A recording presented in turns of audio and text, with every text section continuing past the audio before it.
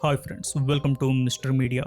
2025ರಲ್ಲಿ release ಆದ wolf man ಎಂಬ horror thriller ಮೂವಿಯನ್ನು ಈದೇನು ಎಕ್ಸ್ಪ್ಲೇನ್ ಮಾಡ್ತಾ ಇದ್ದೀನಿ.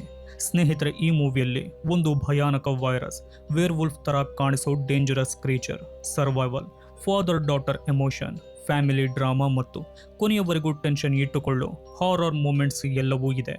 ಹಾಗಾಗಿ ಈ ವಿಡಿಯೋ ತುಂಬ ಥ್ರಿಲ್ಲಿಂಗ್ ಆಗಿರುತ್ತೆ. ಸೊ ವಿಡಿಯೋನ ಕೊನೆಯವರೆಗೂ ನೋಡಿ.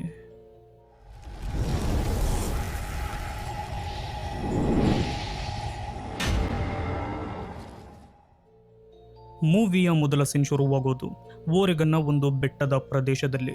ಅಲ್ಲಿನ ಕಾಡುಗಳು ತುಂಬ ಸುಂದರವಾಗಿದ್ದರು. ಅವುಗಳ ಬಗ್ಗೆ ಜನರಲ್ಲಿ ಭಯ ಕೂಡ ಇರುತ್ತೆ. ಯಾಕಂದರೆ ಕೆಲವು ವರ್ಷಗಳ ಹಿಂದೆ ಒಬ್ಬ ಹೈಕರ್ ಈ ಕಾಡಿನ ಒಳಗೆ ಕಾಣೆಯಾಗಿರ್ತಾನೆ. ಕೆಲವು ತಿಂಗಳ ನಂತರ ಅವನನ್ನು ನೋಡಿದ ಜನರು ಅವನು ಮೊದಲಿನ ಮನುಷ್ಯನಂತೆ ಇರಲಿಲ್ಲ ಅಂತ ಹೇಳ್ತಾರೆ. ಕೆಲವರು ಅವನಿಗೆ ಒಂದು ವಿಚಿತ್ರ ವೈರಸ್ ತಗುಲಿತ್ತು ಅಂತ ಹೇಳಿದರೆ, ಇನ್ನು ಕೆಲವರು ಅವನು ವುಲ್ಫ್ ಥರ ಬದಲಾಗಿದ್ದಾನೆ ಎಂದು ಹೇಳ್ತಾರೆ. ಇದೇ ರಹಸ್ಯದಿಂದ ಮೂವಿಯ ಕತೆ ಆರಂಭವಾಗುತ್ತೆ. ಅದಾದ ನಂತರ ನಾವು ಚಿಕ್ಕ ಹುಡುಗ ಬ್ಲೆಕ್ಕನ್ನು ನೋಡ್ತೀವಿ. ಅವನು ತನ್ನ ತಂದೆ ಗ್ರೇಡಿಯ ಜೊತೆ ಅದೇ ಕಾಡಿನ ಹತ್ತಿರ ವಾಸ ಮಾಡ್ತಿರ್ತಾನೆ. ಸ್ನೇಹಿತರೆ, ಗ್ರೇಡಿ ಒಳ್ಳೆಯ ತಂದೆ ಆಗಿದ್ರು ತುಂಬ ಸ್ಟ್ರಿಕ್ಟ್ ಆಗಿರ್ತಾನೆ. ತನ್ನ ಮಗನನ್ನು ಸ್ಟ್ರಾಂಗ್ ಮಾಡಬೇಕು ಅನ್ನೋ ಉದ್ದೇಶದಿಂದ ಯಾವಾಗಲೂ ಸರ್ವೈವಲ್ ಸ್ಕಿಲ್ಸ್ ಕಲಿಸ್ತಿರ್ತಾನೆ. ಬ್ಲೆಕ್ ತನ್ನ ತಂದೆಯನ್ನ ಗೌರವ ಮಾಡ್ತಾನಾದ್ರೂ ಅವನ ಬಗ್ಗೆ ಭಯ ಕೂಡ ಇಟ್ಟುಕೊಂಡಿರ್ತಾನೆ. ಒಂದು ದಿನ ಗ್ರೇಡಿ ಬ್ಲೆಕ್ಕನ್ನು ಹಂಟಿಂಗ್ಗೆ ಕರೆದುಕೊಂಡು ಹೋಗ್ತಾನೆ. ಕಾಡಿನ ಸೌಂದರ್ಯ ನೋಡಿದ ಬ್ಲೆಕ್ ಖುಷಿ ಪಡ್ತಾನೆ. ಆದರೆ ಗ್ರೇಡಿ ಅವನಿಗೆ ಒಂದು ಮುಖ್ಯವಾದ ಪಾಠ ಹೇಳ್ತಾನೆ. ಈ ಕಾಡು ಹೊರಗಡೆ ಎಷ್ಟು ಸುಂದರವಾಗಿ ಕಾಣಿಸಿದರೂ ಒಳಗಡೆ ಅಷ್ಟೇ ಅಪಾಯಕಾರಿ. ಇಲ್ಲಿ ಬದುಕಬೇಕಂದ್ರೆ ಪ್ರತಿಯೊಂದು ಶಬ್ದ, ಪ್ರತಿಯೊಂದು ಗುರುತು ಮತ್ತು ಪ್ರತಿಯೊಂದು ಮೂಮೆಂಟ್ಸ್ ಗಮನಿಸಬೇಕು ಎಂದು ಹೇಳ್ತಾನೆ. ಸ್ವಲ್ಪ ಹೊತ್ತಿನ ನಂತರ ಬ್ಲೆಕ್ ಒಬ್ಬನೇ ಜಿಂಕೆಯ ಹಿಂದೆ ಹೋಗ್ತಾನೆ. ಆಗ ದೂರದಲ್ಲಿ ಅವನಿಗೆ ವಿಚಿತ್ರವಾದ ಒಂದು ಆಕೃತಿ ಮನುಷ್ಯನಂತೆ ಹಾಗೂ ವುಲ್ಫ್ನಂತೆಯೂ ಕಾಣುತ್ತೆ. ಇದನ್ನು ನೋಡಿದ ಬ್ಲೆಕ್ ಭಯಪಡ್ತಾನೆ. ಕೆಲವೇ ಕ್ಷಣಗಳಲ್ಲಿ ಆ ಕ್ರೀಚರ್ ಕಾಣೆಯಾಗಿ ಬಿಡುತ್ತೆ. ಸ್ನೇಹಿತರೆ, ಇದೇ ಮೊದಲ ಬಾರಿಗೆ ನಮಗೆ ವುಲ್ಫ್ ಮ್ಯಾನ್ ಬಗ್ಗೆ ಸುಳಿವು ಸಿಗುತ್ತೆ. ಗ್ರೇಡಿಗೂ ಆ ಕ್ರೀಚರ್ ಕಾಣುತ್ತೆ. ತಕ್ಷಣ ಅವನು ತನ್ನ ಮಗನನ್ನು ಕರೆದುಕೊಂಡು ಒಂದು ಶೆಲ್ಟರ್ ಒಳಗೆ ಅಡಗಿಕೊಳ್ತಾನೆ. ಆ ಕ್ರೀಚರ್ ಅವರ ಹತ್ತಿರ ಬಂದರೂ ಅವರ ಮೇಲೆ ದಾಳಿ ಮಾಡೋದಿಲ್ಲ. ಸ್ವಲ್ಪ ಹೊತ್ತಿನ ನಂತರ ಅಲ್ಲಿಂದ ಹೊರಟು ಹೋಗುತ್ತೆ. ಆದರೆ ಈ ಘಟನೆ ಗ್ರೇಡಿ ಮನಸ್ಸಿನಲ್ಲಿ ದೊಡ್ಡ ಅನುಮಾನ ಹುಟ್ಟಿಸುತ್ತೆ. ಆ ರಾತ್ರಿ ಗ್ರೇಡಿ ತನ್ನ ಸ್ನೇಹಿತನ ಜೊತೆ ರೇಡಿಯೋ ಮೂಲಕ ಮಾತಾಡ್ತಾನೆ. ಕಾಡಿನ ಒಳಗೆ ಕಾಣೆಯಾಗಿದ್ದ ಆ ವ್ಯಕ್ತಿಯೇ ಈಗ ಕ್ರೀಚರ್ ಆಗಿ ತಿರುಗಾಡ್ತಿದ್ದಾನೆ ಎಂದು ತನ್ನ ಅನುಮಾನವನ್ನು ಹೇಳ್ತಾನೆ. ಅವನನ್ನು ಹುಡುಕಬೇಕು ಅಂತ ನಿರ್ಧಾರ ಮಾಡ್ತಾನೆ. ಆದರೆ ತನ್ನ ಮಗನ ಸುರಕ್ಷತೆಗಾಗಿ ಬ್ಲೆಕ್ಕನ್ನು ಸಿಟಿಗೆ ಕಳುಹಿಸೋ ತೀರ್ಮಾನ ಮಾಡ್ತಾನೆ. ಅದಾದ ನಂತರ ಕತೆ 30 ವರ್ಷ ಮುಂದೆ ಹೋಗುತ್ತೆ. ಈಗ ಬ್ಲೆಕ್ ದೊಡ್ಡವನಾಗಿರ್ತಾನೆ. ಅವನಿಗೆ ಜಿಂಜರ್ ಅನ್ನೋ ಮುದ್ದಾದ ಮಗಳಿರ್ತಾಳೆ. ಸ್ನೇಹಿತರೆ, ಬ್ಲೆಕ್ ತನ್ನ ಮಗಳನ್ನು ತುಂಬ ಪ್ರೀತಿಸ್ತಾನೆ. ಜಿಂಜರ್ ಕೂಡ ತನ್ನ ತಂದೆಯ ಮೇಲೆ ತುಂಬ ಪ್ರೀತಿ ಇಟ್ಟುಕೊಂಡಿರ್ತಾಳೆ. ಇವರಿಬ್ಬರ ಬಾಂಡ್ ನೋಡಿದರೆ ನಿಜವಾಗಿಯೂ ಇಷ್ಟವಾಗುತ್ತೆ. ಒಂದು ದಿನ ಬ್ಲೆಕ್ಗೆ ಕೋರ್ಟಿಂದ ಒಂದು ಲೆಟರ್ ಬರುತ್ತೆ. ಅದರಲ್ಲಿ ಅವನ ತಂದೆ ಗ್ರೇಡಿಯನ್ನು ಕಾನೂನಿನ ಪ್ರಕಾರ ಮೃತ ವ್ಯಕ್ತಿ ಎಂದು ಘೋಷಿಸಿದ್ದಾರೆ ಎನ್ನೋ ಮಾಹಿತಿ ಇರುತ್ತೆ. ಯಾಕಂದರೆ ಹಲವು ವರ್ಷಗಳಿಂದ ಆತ ಕಾಡಿನ ಒಳಗೆ ಮಿಸ್ ಆಗಿರ್ತಾನೆ. ಅವನ ಬಗ್ಗೆ ಯಾವುದೇ ಮಾಹಿತಿ ಸಿಕ್ಕಿರೋದಿಲ್ಲ. ಈಗ ಅವನ ಎಲ್ಲ ಪ್ರಾಪರ್ಟಿ ಬ್ಲೆಕ್ ಹೆಸರಿಗೆ ಬಂದಿರುತ್ತೆ. ಈ ಸುದ್ದಿ ಕೇಳಿದ ನಂತರ ಬ್ಲೆಕ್ ತನ್ನ ಹೆಂಡತಿ ಶಾರ್ಲೆಟ್ ಜೊತೆ ಮಾತಾಡ್ತಾನೆ. ಅವರ ರಿಲೇಶನ್ಶಿಪ್ ಕೂಡ ಸ್ವಲ್ಪ ದೂರವಾಗಿರುತ್ತೆ. ಇಬ್ಬರು ತಮ್ಮ ಜೀವನದಲ್ಲಿ ಬ್ಯುಸಿಯಾಗಿ ಒಬ್ಬರನ್ನೊಬ್ಬರು ಅರ್ಥ ಮಾಡಿಕೊಳ್ಳೋದು ಕಡಿಮೆಯಾಗಿರುತ್ತೆ. ಹಾಗಾಗಿ ಬ್ಲೆಕ್ ಒಂದು ನಿರ್ಧಾರ ಮಾಡ್ತಾನೆ. ತನ್ನ ತಂದೆಯ ಹಳೆಯ ಫಾರ್ಮ್ ಹೌಸ್ಗೆ ಹೋಗಿ ಅಲ್ಲಿ ಸ್ವಲ್ಪ ದಿನ ಫ್ಯಾಮಿಲಿ ಜೊತೆ ಕಳೆಯೋಣ, ನಂತರ ಅದನ್ನು ಮಾರಿ ಪುನಃ ಬರೋಣ ಅಂತ ಹೇಳ್ತಾನೆ. ಶಾರ್ಲೆಟ್ ಕೂಡ ಅದಕ್ಕೆ ಒಪ್ಪಿಕೊಳ್ತಾಳೆ. ಮುಂದಿನ ದಿನ ಮೂವರು ಓರೆಗನ್ನ ಕಡೆ ಹೊರಡ್ತಾರೆ. ಆದರೆ ಹಲವು ವರ್ಷಗಳ ನಂತರ ಬಂದಿರೋದ್ರಿಂದ ಬ್ಲೆಕ್ಗೆ ಸರಿಯಾದ ದಾರಿ ನೆನಪಿರೋದಿಲ್ಲ. ಕಾಡಿನ ಒಳಗೆ ದಾರಿ ತಪ್ಪಿಬಿಡ್ತಾನೆ. ಇದೇ ಸಮಯದಲ್ಲಿ ಅವರಿಗೆ ಡೆರಿಕ್ ಅನ್ನೋ ವ್ಯಕ್ತಿ ಸಿಗ್ತಾನೆ. ಅವನು ಬ್ಲೆಕ್ನ ಚೈಲ್ಡ್ಹುಡ್ ಫ್ರೆಂಡ್ ಆಗಿರ್ತಾನೆ. ಡೆರಿಕ್ ಅವರನ್ನ ಸರಿಯಾದ ದಾರಿಗೆ ಕರೆದುಕೊಂಡು ಹೋಗೋಕೆ ಒಪ್ಪಿಕೊಳ್ತಾನೆ. ಎಲ್ಲವೂ ಚೆನ್ನಾಗಿಯೇ ನಡೆಯುತ್ತಿರೋ ಸಮಯದಲ್ಲಿ ಏಕಾಏಕಿ ರಸ್ತೆಯ ಮಧ್ಯೆ ಅದೇ ಕ್ರೀಚರ್ ಕಾಣಿಸಿಕೊಳ್ಳುತ್ತೆ. ಬ್ಲೆಕ್ ಗಾಬರಿಯಿಂದ ಟ್ರಕ್ನ ಕಂಟ್ರೋಲ್ ಕಳೆದುಕೊಳ್ತಾನೆ. ಟ್ರಕ್ ಆಕ್ಸಿಡೆಂಟ್ ಆಗುತ್ತೆ. ಡೆರಿಕ್ ಕೆಳಗೆ ಬಿದ್ದು ಹೋಗ್ತಾನೆ. ಆಗ ಬಂದ ಕ್ರೀಚರ್ ಬ್ಲೆಕ್ ಮೇಲೆ ಅಟ್ಯಾಕ್ ಮಾಡುತ್ತೆ. ಬ್ಲೆಕ್ಗೆ ಅದರಿಂದ ಗಾಯವಾಗುತ್ತೋ ಹೊರತು ಪ್ರಾಣಕ್ಕೇನು ಅಪಾಯ ಆಗೋದಿಲ್ಲ. ಅಷ್ಟರಲ್ಲಿ ಆ ಕ್ರೀಚರ್ ಬಿದ್ದಿದ್ದ ಡೆರಿಕ್ ಮೇಲೆ ದಾಳಿ ಮಾಡಿ ಅವನನ್ನು ಎಳೆದುಕೊಂಡು ಹೋಗುತ್ತೆ. ಸ್ನೇಹಿತರೆ, ಇಲ್ಲಿಂದ ಮೂವಿ ನಿಜವಾದ ಸರ್ವೈವಲ್ ಹಾರರ್ ಆಗಿ ಬದಲಾಗುತ್ತೆ. ಬ್ಲೆಕ್, ಶಾರ್ಲೆಟ್ ಮತ್ತು ಜಿಂಜರ್ ಹೇಗೂ ಅಲ್ಲಿಂದ ತಪ್ಪಿಸಿಕೊಂಡು ಫಾರ್ಮ್ ಹೌಸ್ ಒಳಗೆ ಓಡ್ತಾರೆ. ಕ್ರೀಚರ್ ಅವರ ಹಿಂದೆ ಬರ್ತಿದ್ರು. ಕೊನೆಯ ಕ್ಷಣದಲ್ಲಿ ಅವರು ಬಾಗಿಲು ಮುಚ್ಚಿ ಒಳಗೆ ಲಾಕ್ ಆಗಿ ಸೇಫ್ ಆಗ್ತಾರೆ. ಆದರೆ ನಿಜವಾದ ಅಪಾಯ ಇನ್ನೂ ಶುರುವಾಗಿರುವುದಿಲ್ಲ. ಆ ರಾತ್ರಿ ಬ್ಲೆಕ್ ತನ್ನ ಕೈ ಮೇಲೆ ಒಂದು ಸ್ಕ್ರ್ಯಾಚ್ ಗುರುತು ನೋಡ್ತಾನೆ. ಆ ಕ್ರೀಚರ್ ಅವನಿಗೆ ಗಾಯ ಮಾಡಿದ ಮಾರ್ಕ್ ಅದಾಗಿದ್ದು. ಮೊದಲಿಗೆ ಅದು ಸಾಮಾನ್ಯ ಗಾಯ ಅಂತ ಅನ್ನಿಸುತ್ತೆ. ಆದರೆ ಸ್ವಲ್ಪ ಸಮಯದ ನಂತರ ಅವನ ದೇಹದಲ್ಲಿ ವಿಚಿತ್ರ ಬದಲಾವಣೆಗಳು ಶುರುವಾಗುತ್ತೆ. ಅವನಿಗೆ ದೂರದ ಶಬ್ದಗಳು ಕೇಳೋಕೆ ಶುರುವಾಗುತ್ತೆ. ವಿಚಿತ್ರ ವಾಸನೆಗಳು ಬರುತ್ತೆ. ಸ್ನೇಹಿತರೆ, ಇಲ್ಲಿ ನಮಗೆ ಒಂದು ದೊಡ್ಡ ಸತ್ಯ ಗೊತ್ತಾಗುತ್ತೆ. ಆ ಕ್ರೀಚರ್ ಕೇವಲ ವೇರ್ವುಲ್ಫ್ ಅಲ್ಲ, ಅದರ ಮೂಲಕ ಹರಡುವ ವೈರಸ್ ಕೂಡ ಇದೆ. ಈಗ ಆ ವೈರಸ್ ನಿಧಾನವಾಗಿ ಬ್ಲೆಕ್ ದೇಹದ ಒಳಗೆ ಕೆಲಸ ಮಾಡೋಕೆ ಶುರು ಮಾಡಿರುತ್ತೆ. ಆದರೆ ಬ್ಲೆಕ್ಗೆ ಇನ್ನು ಅದರ ಗಂಭೀರತೆ ಅರ್ಥ ಆಗಿರೋದಿಲ್ಲ. ಅವನ ಹಲ್ಲುಗಳು ಉದುರೋಕೆ ಶುರುವಾಗುತ್ತೆ. ಚರ್ಮ ಬದಲಾಗೋಕೆ ಶುರುವಾಗುತ್ತೆ. ಮಾನವರ ಮಾತುಗಳೇ ಅವನಿಗೆ ಸರಿಯಾಗಿ ಅರ್ಥ ಆಗೋದಿಲ್ಲ. ಆದರೆ ಒಂದು ಕಡೆ ಅವನು ಇನ್ನೂ ತನ್ನ ಹೆಂಡತಿ ಮತ್ತು ಮಗಳನ್ನ ಕಾಪಾಡೋಕೆ ಪ್ರಯತ್ನ ಮಾಡ್ತಿರ್ತಾನೆ. ಮತ್ತೊಂದು ಕಡೆ ವೈರಸ್ ಅವನನ್ನ ನಿಧಾನವಾಗಿ ಮಾನ್ಸ್ಟರ್ ಆಗಿ ಬದಲಾಯಿಸುತ್ತಿರುತ್ತೆ. ಇದೇ ಸಮಯದಲ್ಲಿ ಹೊರಗಡೆ ಇರುವ ವುಲ್ಫ್ ಮ್ಯಾನ್ ಮನೆಗೆ ನುಗ್ಗೋಕೆ ಪ್ರಯತ್ನ ಮಾಡ್ತಿರುತ್ತೆ.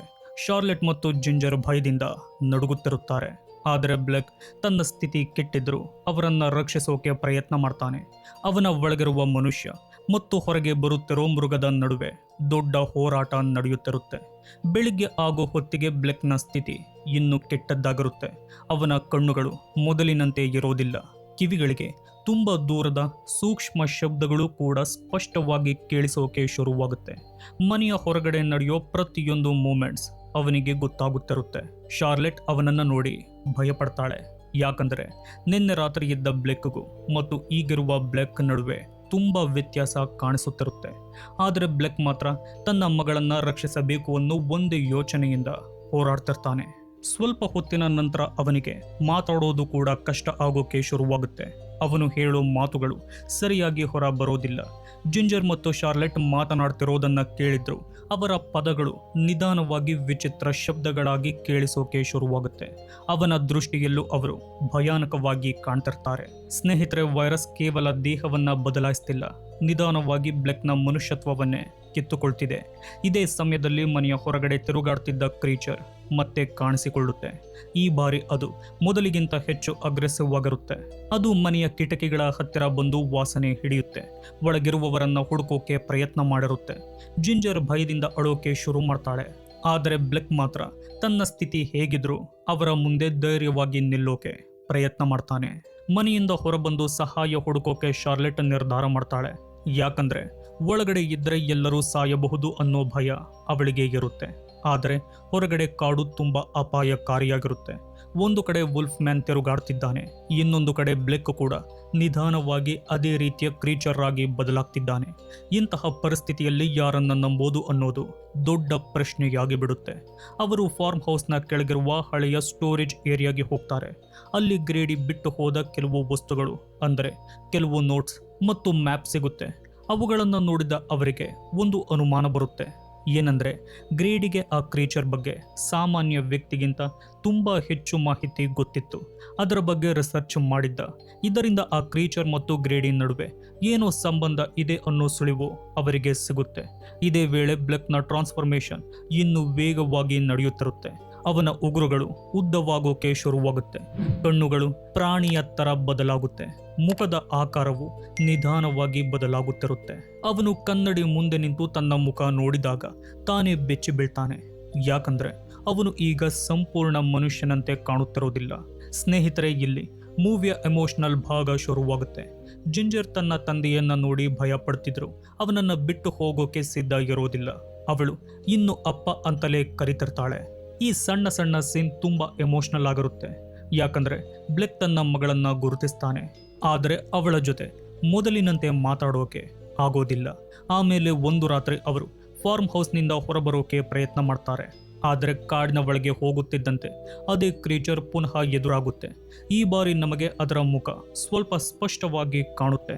ಸ್ನೇಹಿತರೆ, ಇಲ್ಲಿಂದ ಮೂವಿ ಮತ್ತೊಂದು ಲೆವೆಲ್ಗೆ ಹೋಗುತ್ತೆ. ಯಾಕಂದ್ರೆ ಬ್ಲೆಕ್ಗೆ ತನ್ನ ಬಾಲ್ಯದ ಕೆಲವು ಘಟನೆಗಳು ಒಂದೊಂದಾಗಿ ನೆನಪಾಗೋಕೆ ಶುರುವಾಗುತ್ತೆ. ಚಿಕ್ಕವನಿದ್ದಾಗ ಕಾಡಿನಲ್ಲಿ ನೋಡಿದ್ದ ಆ ವಿಚಿತ್ರ ಕ್ರೀಚರ್, ತನ್ನ ತಂದೆ ಯಾವಾಗಲೂ ಅಪಾಯದ ಬಗ್ಗೆ ಎಚ್ಚರಿಸುತ್ತಿದ್ದ ರೀತಿ ಮತ್ತು ಅವನು ಏಕಾಏಕಿ ಕಾಣೆಯಾಗಿದ್ದು, ಇವೆಲ್ಲವೂ ಈಗ ನಡೆಯುತ್ತಿರೋ ಘಟನೆಗಳ ಜೊತೆ ಏನೋ ಸಂಬಂಧ ಇದೆ ಅನ್ನೋ ಅನುಮಾನ ಬ್ಲೆಕ್ಗೆ ಬರೋಕೆ ಶುರುವಾಗುತ್ತೆ. ಆದರೆ ಆ ಸಂಬಂಧ ಏನು ಮತ್ತು ಇಷ್ಟು ವರ್ಷಗಳಿಂದ ಕಾಡಿನಲ್ಲಿ ತಿರುಗಾಡ್ತಿರೋ ಆ ಕ್ರೀಚರ್ ನಿಜವಾಗಿಯೂ ಯಾರು ಅನ್ನೋ ಪ್ರಶ್ನೆಗಳಿಗೆ ಉತ್ತರ ಮಾತ್ರ ಇನ್ನೂ ಸಿಗೋದಿಲ್ಲ. ಇದೇ ಪ್ರಶ್ನೆಗಳು ನಮ್ಮನ್ನ ನೇರವಾಗಿ ಕ್ಲೈಮ್ಯಾಕ್ಸ್ ವರೆಗೂ ಕರೆದುಕೊಂಡು ಹೋಗುತ್ತೆ. ಸ್ನೇಹಿತರೆ, ಕ್ಲೈಮ್ಯಾಕ್ಸ್ ನಿಜವಾಗಿಯೂ ತುಂಬಾ ಭಯಾನಕ ಹಾಗೂ ಎಮೋಷನಲ್ ಆಗಿರುತ್ತೆ.